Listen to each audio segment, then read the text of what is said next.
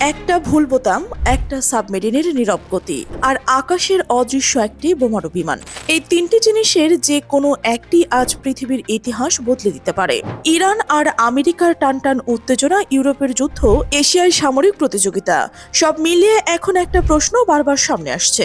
আসলে এই পৃথিবীতে সত্যিকারের শক্তি কার হাতে?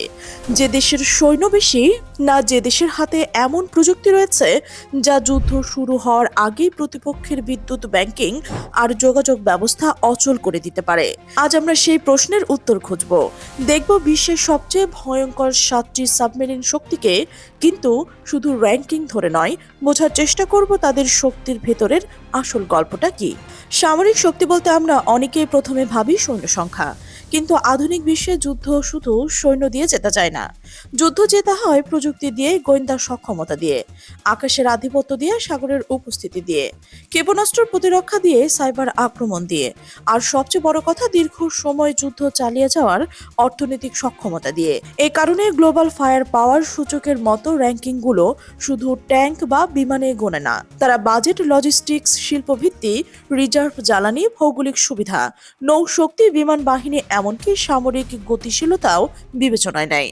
তাই এই তালিকার দেশগুলো শুধু অস্ত্রধর নয়, তারা রাজনৈতিক প্রভাব, অর্থনৈতিক চাপ, জোট রাজনীতি এবং কৌশলগত অবস্থানের কারণেও ভয়ঙ্কর। এই শক্তির হিসেবের নিচের দিক থেকে উঠতে শুরু করলে প্রথমে চোখে পড়ে দক্ষিণ কোরিয়াকে।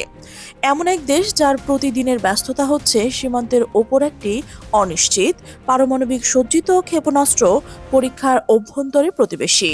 উত্তর কোরিয়ার সঙ্গে তাদের সম্পর্ক কখনোই স্বাভাবিক নয়, যে কোনো সময় পরিস্থিতি বদলে যেতে পারে। এই অনিশ্চয়তায় দক্ষিণ কোরিয়াকে বাধ্য করছে ছোট কিন্তু অত্যন্ত প্রস্তুত একটি সামরিক ব্যবস্থা গড়ে তুলতে। সক্রিয় সৈন্য সংখ্যা কয়েক লাখ, কিন্তু রিজার্ভ শক্তি যোগ করলে সেটা দ্রুত বেড়ে যায়। তাদের প্রতিরক্ষা বাজেটও ছোট নয়, কিন্তু দক্ষিণ কোরিয়ার আসল শক্তি শুধু সংখ্যায় নয়, উৎপাদনে। তারা এখন নিজস্ব যুদ্ধবিমান, ক্ষেপণাস্ত্র, ট্যাঙ্ক, আর্টিলারি, এমনকি উন্নত স্বচালিত হাউইটজারও তৈরি করছে। তাদের দেশি প্রতিরক্ষা শিল্প দ্রুত বাড়ছে, আর এর সঙ্গে যুক্ত হচ্ছে যুক্তরাষ্ট্রের সামরিক জোট। ফলে দক্ষিণ কোরিয়া দেখতে যতটা সংযত, বাস্তবে ততটাই ধারালো। বাইরে থেকে শান্ত, ভেতর থেকে প্রস্তুত, এই মডেলটা আজ তাদের আলাদা করে। এরপরে আসে জাপান, আর সেখানেই পুরনো আলোচনার প্রথম বড় চমক। কারণ এই দেশটির সংবিধানে যুদ্ধ না করার প্রতিশ্রুতি রয়েছে। দ্বিতীয় বিশ্বযুদ্ধের ধ্বংস, হিরোশিমা এবং নাগাসাকির ট্র্যাজেডির পর জাপান নিজেকে বদলে ফেলেছিল। কিন্তু ইতিহাসের অদ্ভুত বাস্তবতা হলো, যুদ্ধ না করার ঘোষণা মানেই দুর্বল থাকা নয়। জাপান সে প্রমাণ করে দিয়েছে। তারা নিজেদের বাহিনীকে সেলফ ডিফেন্স ফোর্স বলে, কিন্তু এই বাহিনীর হাতে আছে উন্নত এজিস ডেস্ট্রয়ার, অত্যন্ত আধুনিক সাবমেরিন, F-35 যুদ্ধবিমান, উচ্চমানের নজরদারি প্রযুক্তি এবং দ্রুত প্রতিক্রিয়ার সক্ষমতা। জাপানের নৌবাহিনী এশিয়ার সবচেয়ে প্রযুক্তি নির্ভর বিমান বাহিনীগুলোর একটি। চীন, পূর্ব চীন সাগরের যত শক্তি বাড়ছে, উত্তর কোরিয়া যত ক্ষেপণাস্ত্র ছুটছে, জাপানও তত দ্রুত নিজেদের প্রতিরক্ষা বাজেট ও সক্ষমতা বাড়াচ্ছে। তাই বাইরে থেকে শান্তিবাদী দেখলেও জাপান এখন এমন এক রাষ্ট্র যে জানে যে শান্তি টিকিয়ে রাখতে শক্তিও লাগে। এরপর আমরা আসি যুক্তরাজ্যে।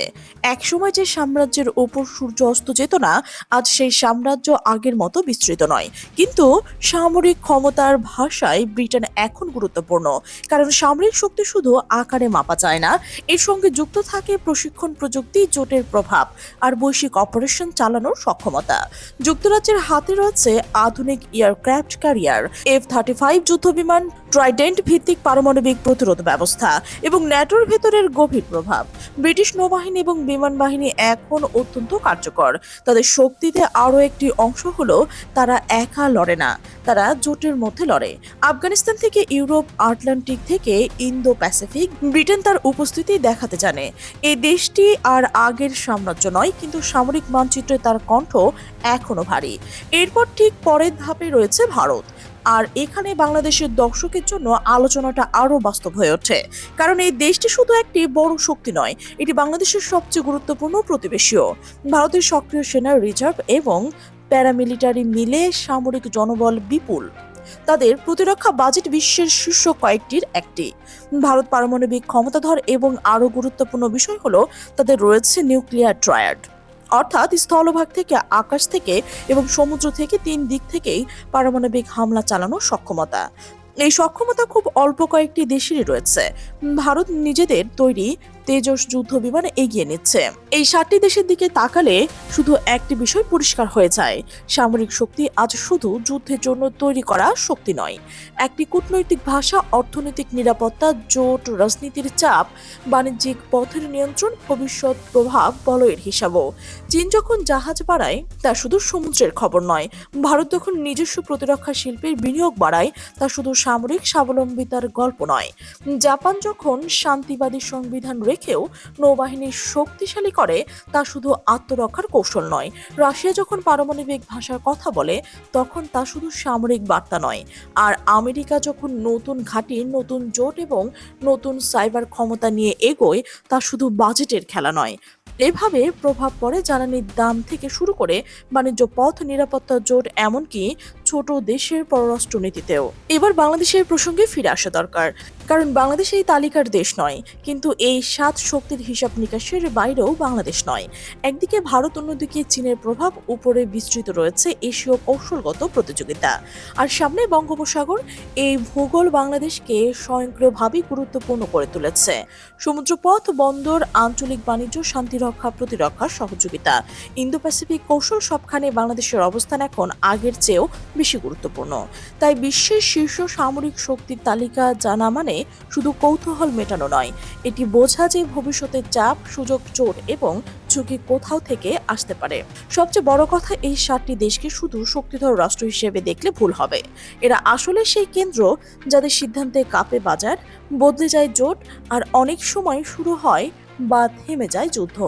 একটি ক্ষেপণাস্ত্রের পরীক্ষা, একটি নৌবহর, একটি সামরিক জোট, একটি নিষেধাজ্ঞা, এই সব ঘটনার পেছনে যে শক্তির ভাষা কাজ করে তা আমরা প্রতিদিনের সংবাদের খণ্ডভাবে দেখি, কিন্তু পুরো ছবিটা একসঙ্গে দেখলে বোঝা যায় বিশ্ব এখন নতুন এক সামরিক যুগে ঢুকেছে। এখানে শুধু কার কাছে কত অস্ত্র রয়েছে সেই প্রশ্নই নয়, আসল প্রশ্ন হলো কার হাতে কতটা নিয়ন্ত্রণ, কতটা সহনশীলতা, আর সবচেয়ে ভয়ঙ্কর প্রশ্নটি হচ্ছে কারা ভুল হিসেবে করার অবস্থানে দাঁড়িয়ে রয়েছে। আর সেখানে আজকের এই আলোচনা শেষ নয়, বরং শুরু। কারণ সামরিক শক্তির এই প্রতিযোগিতা যত বাড়ে, ছোট ও মাঝারি দেশগুলোর জন্য ততই গুরুত্বপূর্ণ হবে নিজেদের অবস্থান বুঝে চলা। পৃথিবীতে যে দেশ একা বদলে দিতে পারে সে সব সময় সবচেয়ে বেশি শোরগোলে থাকে না, অনেক সময় সে নীরবে থাকে, প্রস্তুত থাকে, আর ঠিক সময় নিজের উপস্থিতি জানান দেয়। তাই প্রশ্নটা এখনো রয়ে গেল, এই শক্তির খেলায় আগামী দশকে সবচেয়ে বড় চমক কোন দেশ দেবে? আর আমাদের মতো দেশগুলো যারা এই বৃহৎ শক্তির মধ্যবর্তী অঞ্চলে দাঁড়িয়ে রয়েছে তারা আসলে কতটা প্রস্তুত? এই প্রশ্নের উত্তর হয়তো ঠিক করবে ভারতীয় দক্ষিণ এশিয়া, ভারতীয় বঙ্গোপসাগর আর ভবিষ্যতের রাজনীতি।